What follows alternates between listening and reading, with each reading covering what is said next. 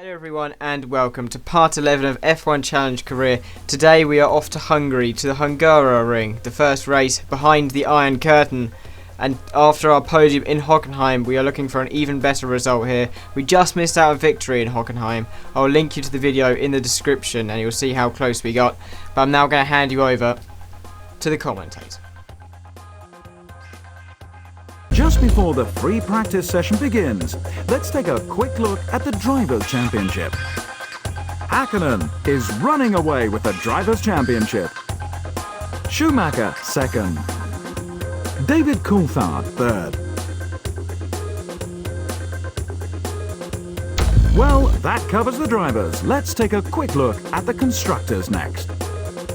McLaren are running away with the Constructors' Championship. Ferrari are second. Williams are third. Located just a few kilometers from Budapest, the Hungaroring combines just one straight of note with medium-speed turns. Opinions on this circuit are very much divided, but whether you love or hate the venue, it appears to have a long-term future in the F1 calendar, being the only race hosted by a country from the former Eastern Bloc. Right, so we jump into practice and we're on our very first out lap here with 22 laps of fuel. And going around the right-hander, we've gone wide on the gravel, no turning on the gravel, and I've hit the wall. That corner is a lot tighter than on F1 2013 or F1 2012 or any of the Codemasters games. And I wasn't expecting that, I was expecting it to be a similar kind of corner. And on our first lap we've done a 28.0, which is a pretty poor lap compared to what Frenson's doing in the Jordan. And later on we've said 27.299, which is still pretty poor to be honest. And on the next lap we've already made a mistake with 3.4 seconds down. We're going around this right-hander, we've forgotten how tight it is, and we've hit the wall because of no braking on the gravel. We lost our front wheel and front wing. But now moving on to qualifying, of course we're dropping the fuel load down to 5 laps, and our first flying lap we set 25.3, which is okay for our car here. I've got maximum downforce on the car and some acceleration gears, but our car has no pace around here. And we're trying to pass the Sauber here, who's on an out lap. When I go down the inside, he just taps us, and yeah, we're in the wall. That was kind of going for a gap that didn't really exist, but I had to go for it because I realised that I don't want to be behind him for my next flying lap, and he was on an out lap as well, so he should have slowed down for me as I was on a flying lap, but nope, he just takes me out, which is nice of him. But then later on in the session we are improving, got 0.3 up in the top right, and what's our time? Can we beat Damon Hill? No, and that was our best time of the session, which is unfortunate, but we're going to qualify way behind our teammate who set at 24.1. I'm now going to hand you over to the grid. Hello there. Welcome to Hungary for round 11 of the 1999 FIA Formula One World Championship. The weather, as so often is the case here, is just wonderful.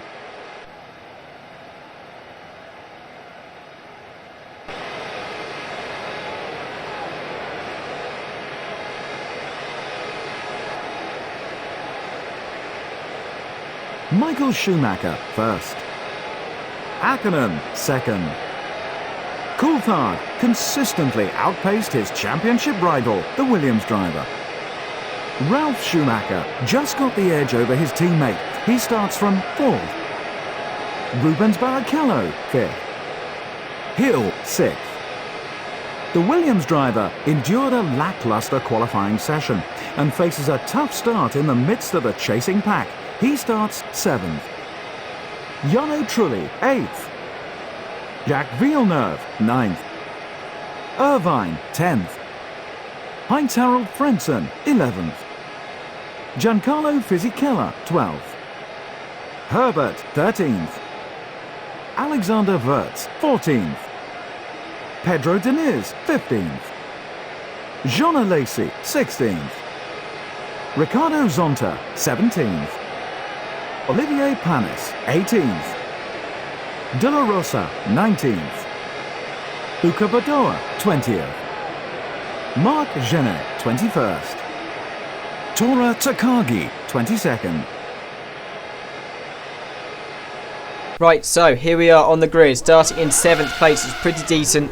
We've got our launch control ready as we have the lights here in Hungary. And we are go, and it's another poor start from launch control. I'm not sure quite how you use it properly, but Jarno Trulli has jumped us, and Eddie Irvine has jumped us at the start. So let's see if we lose any more positions at the first turn. I don't think we have. We're actually making Jarno Trulli do a slide there on the apex of the corner. He keeps it together though, but we need to take him very soon if we want to get any points, and we do. And there's a gap down the inside of Eddie Irvine. We're just going to squirt the throttle and stick ourselves down the inside, and we're side by side with Irvine. We're still side by side with Irvine. We're going to slipstream here up to the end of the first sector. Can we get him round the outside? He brakes early.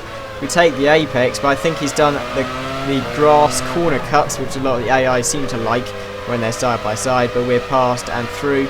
And we're now going to take a look at a replay of the start to see where it went wrong or where it went well. As you saw, my mouse pointed there, press play. But yeah, you can see I've got a poor start. No stallers on the grid this time. I know Heinz-Harald Frentzen did last Grand Prix. But I was kind of stuck behind the Prost, and then I ended up hitting the back of the Prost, making him slide. But luckily there wasn't any damage involved in that, and I had the BAR behind me, so it wasn't like I was being attacked by a really fast car. We went down the inside of the Prost really easy, and Eddie Irvine left a gap, and we went for it because we realised that this was the time. If he's got no pace in this Grand Prix, we need to get past him immediately, because especially in the Ferrari. He seemed to have a bit of a comeback this Grand Prix. He was actually setting decent times, although still nowhere near Michael Schumacher. But we went around the outside, and he cut the grass, but then we shut him out of the next corner, and we were through. Now, for the next few laps, we were just following a train, and I was really trying hard to catch them up. You can see we're on lap 12 now, and we were literally just following this train of Rubens Barrichello, my teammate, and then Damon Hill. But I couldn't quite catch them up to overtake them, and going into the chicane, Damon Hill had broken really early and had broken off our front wing. Don't know what Damon was doing there, which is unbelievable stuff there, because I've now got no front wing. I'm going to pit early. We've got 8 laps of fuel left, so it's going to be like 26 laps of fuel in our car. But we can see here that he just slows down to such an extent that I just end up hitting him.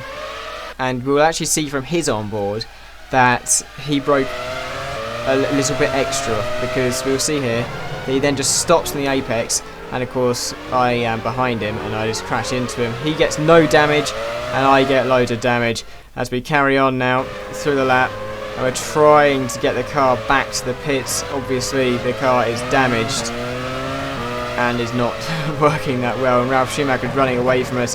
It's unlikely that we'll get points today because of this, and I think our front left suspension might be damaged, which is bad news. And you'll see here these two corners are different from the modern circuit as well. Luckily I didn't actually make a mistake there all weekend, because that could have been a pretty big accident if you lose it there. But you see I'm putting the fuel up, and that's when Damon Hill decides he's going to go down the inside as I'm coming into the pits. That could have been a bad accident as well. Pulling into the pits now. 26 laps of fuel to put in. Michael Schumacher's leading from Hackman, from Coulthard, from Barrichello, from Schumacher, and then it'll be Damon Hill, and then it'll be Eddie Irvine, Jarno Trulli, and then me. As we get into the pits, we're down to 9th. So let's see the pit stop. Of course, it's going to be a front wing change, so it's going to be longer than usual, but it shouldn't be too bad. Of course, there is a lot of fuel going in as well, more than usual. But here we go then. We're about to get out of our pit box, and where are we going to come out? Olivier Panis is nearly 10 seconds behind, so I don't think he'll catch us up by the time we get to the end of the pit lane. Jan-Carlo Fisichella a full 15 seconds ahead. So come into a bit of air, and our front left suspension is broken here, so this is going to be difficult for us to carry on, but we will try for now. And on lap 14, we are still catching up Jan-Carlo Fisichella. We're catching him at around half a second a lap, which is pretty slow because my pace wasn't great around here. We're going up to the end of the first sector. We've got broken on the grass. We're going across the gravel. Are we going to hit the wall here? Oh, yes we are. Have we got damage? I think we have got damage. Yes, we're missing a rear wing. So that's going to be pretty much us for this race. We need to get back to the pit lane. But you'll see here that I just went on the grass and I lost the back end. And then of course no turn on the gravel. I did try and steer away, but then my rear wing decided to come off, and of course a rear wing change takes 40 seconds, and then I've got to get round again, which is just unbelievably slow. Sorry. And then you'll see all those cars going past. We're down to 17th already. We've got Ricardo Zonta 6 seconds down the road, and our suspension is even more broken. But going into the pits here, doing a late pit entry, and we've actually spun because of no rear wing and missed the pit lane. Marc Genet is already 17 seconds up the road, so it's looking pretty hopeless. We're going to have to retire the car here, but we're actually driving back on track, which is very dangerous. Rubens Barrichello could have smashed into us, which would have helped our championship effort, but we've spun in pit lane, and we're still trying to get back to our garage with the pit limiter on. It doesn't seem to want to spin. That's why I was weaving there. But we're going to put into our pit box for the end of the race. A disappointing performance, but I really hope you enjoyed this video, at least, because I will be carrying on to the end of the season. There's only 17 races this season, so there's only like 6 left. But now hand you over to the results. At the end of an amazing Hungarian Grand Prix, here are the final results. Michael Schumacher first. Hakkinen second. Coulthard third. Barrichello fourth. Schumacher fifth. Heinz-Harald Frentzen sixth. So there we have it. Michael Schumacher wins from Hakkinen from Coulthard. So it's pretty standard top 3 there. But our rival Rubens Barrichello gets 4th place and didn't get lapped, which is interesting. I thought that Stewart wasn't that good, especially as we were stuck in the train with him. And our teammate does get a point though, so that's good for Williams. But Ferrari are getting ahead, and now hand you over to the drivers. The results confirmed, it's high time we updated the Drivers' Championship. Mika Hakkinen first. Obviously, with us scoring no points, we've fallen behind David Coulthard by quite a margin. I've now got Rubens Barrichello within 2 points. He is our championship rival to beat this season. The McLarens are out the window. Michael Schumacher's out the window. And Ralf Schumacher could still come back at us if we have some poor Grand Prix. But now on to Constructors. McLaren continue to lead the Constructors' Championship.